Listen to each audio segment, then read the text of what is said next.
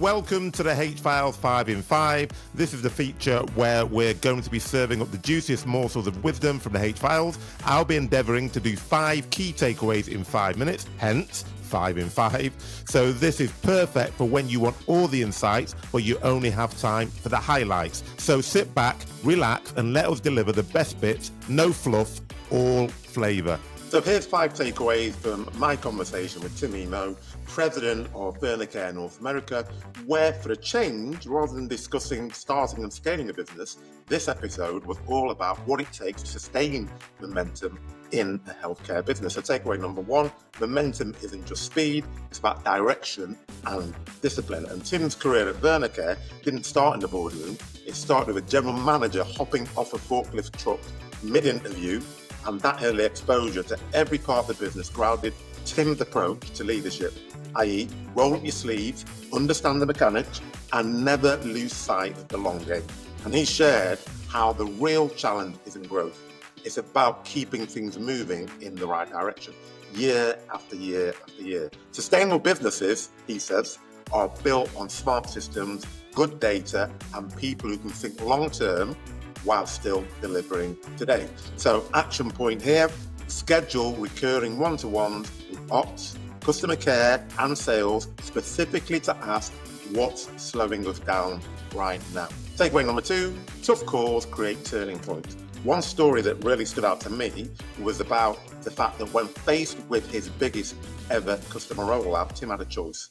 Keep a promising young salesperson or hire an experienced veteran to manage the complexity. But budget wouldn't allow both. It was a painful decision, but Tim made it, and that call was to bring in the veteran, and that single hire helped the business level up. It was a reminder that scaling isn't just about building up, it's about building right. And sometimes that means letting go of good people to make space for great decisions. So action point here, do a role versus readiness audit. Ask, if this account doubled overnight, would this person still be the best person for the job? Takeaway number 3, growth reveals cracks, so build from the inside out. Now, we often think that growth is exciting, and it is, but it can also be very messy. And Tim described how increasing demand creates pressure on delivery, forecasting, inventory, and customer service. Instead of patching holes, what he did was focus on structure, regular touch points with supply chain, sales, and having clear metrics and empowering teams led to solving problems early. The message, scaling smart, means scaling everything, not just sales, because if your back office and your customer experience can't scale too, momentum breaks down. So action point here, build cross-functional touch points, weekly 20-minute huddles between sales, ops, and logistics to preempt bottlenecks.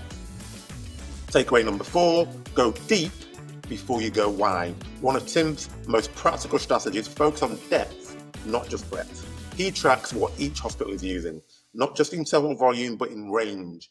Are they using one product when they could be using 5?